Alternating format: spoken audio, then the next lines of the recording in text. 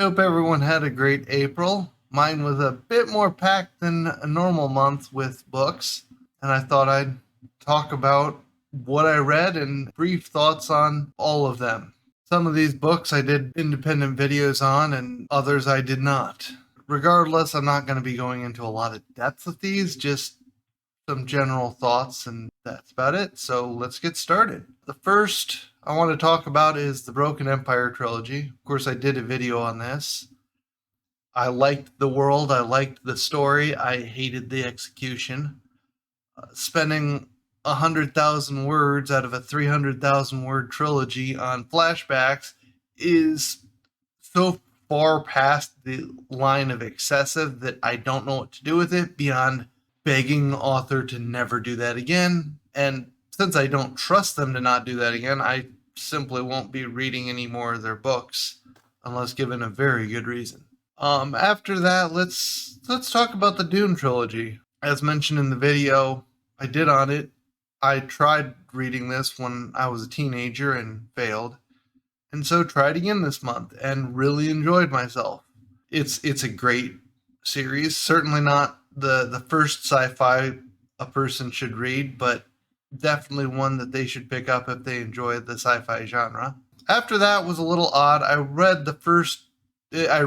the first two books of the Quantum Gravity series by Justina Robson, which is a very odd series, but also a fantastic one.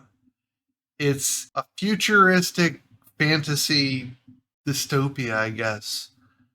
And I'm sure I'll get to the other three of the books this month, or next month rather, but it's always been a favorite of mine to go back to after a while and reread.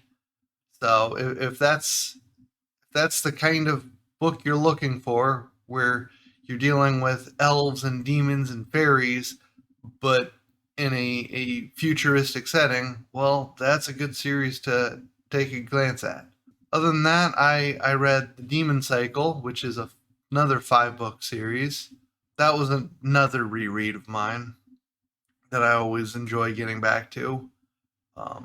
One of my favorite hard magic systems on paper. I don't know that there's a lot to say about that beyond it's a great series. You should read it.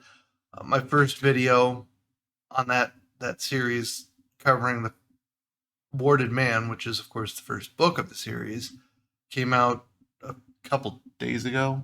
Yesterday? I don't know. Doesn't matter. Recently. And I plan on doing the other 4 as time progresses. And of course I'll probably do the new the first book of the new series that Peter Brett has started, that is it's in the same world, but it's the next generation. So I'm sure that'll be very fun, but he's not the fastest writer in the world, so it might take a while to get before the next entry in that series comes out. For Sanderson titles, I only really reread Tress, because Tress deserves many, many rereads, and The Frugal Wizard. Because of how fast I read, I tend to read a new book, particularly a couple times, and The Frugal Wizard was no exception. I read it a couple times this month, and I stand by my original assessment that it's not his best work, but it's definitely interesting, and I'm glad I read it, and I'm glad he created it. Other notables, the only other real notable is the Night Angel Nemesis book by Weeks. I thought it was weaker than the first trilogy in that world, but it was both weaker and different. It was far more grim and dark than the original, and that's just not a genre I hugely care for, but it gave us more of that world, so it's hard to argue. Yes. Let's see. I'm just looking at my list here. Guess I only have a few more miscellaneous ones. I read the Eternity Artifact by Modesitt. I think that's how you pronounce his last name. It's a hard sci-fi, and it's written a little differently than I'm used to. Any given chapter is a specific POV. That's not so unusual. I guess, but the way he did it was just different than what I'm used to. I've tried some of his other books and I didn't care for them, but for some reason I just really like the Eternity Artifact. I think he did a really good job at writing each of the characters to be distinct and well fleshed out. The way they think, the way they talk completely shifts the way each chapter reads, which like I said, it's different from what I'm used to, but I also really enjoyed it. So if anyone has thoughts on other books that have that style, I would love to hear about them. Other than that, read Sojourn by Salvatore. I know a lot of people don't care for Salvatore, but I tend to like him and think he's a very solid author. Since I've read all the books, I just picked up one that I felt like reading. Sojourn is not the first in the series. I think it's third in Drizzt's journey, technically, but the order is really kind of confusing at times. But I just felt like reading that again, so I did. And the last one I read was Lightning by Koontz. Now, Koontz isn't my favorite author. I've read some of his books.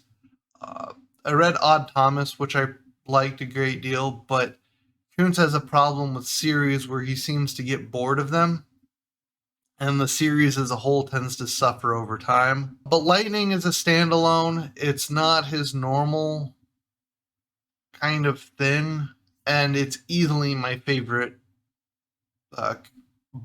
book that he's written. I don't know if you can see. Let's see, where is it? Yeah, you can. You can tell this book's been read just a couple times. But like I said, it's my favorite Koontz book. That particular copy was procured from my mother. But you always have to take some time out to read Lightning again, I feel. For those that don't know, it's a book about an author and a time traveling Nazi. That was the list of books I've read. 19 books in a month is more than my normal book intake, but not too much more. I'm normally around 10 to a dozen books in a month. But as you can see, I frequently reread books. I have no problem rereading books, and I have such a large library, mostly on ebook format, that I'm never going to run out of books to reread if something new hasn't caught my eye. But if you like this video, please leave a like. If not, a dislike. And if there are any books you think I should be reading next month, please let me know in the comments. I hope you all have a wonderful rest of your day.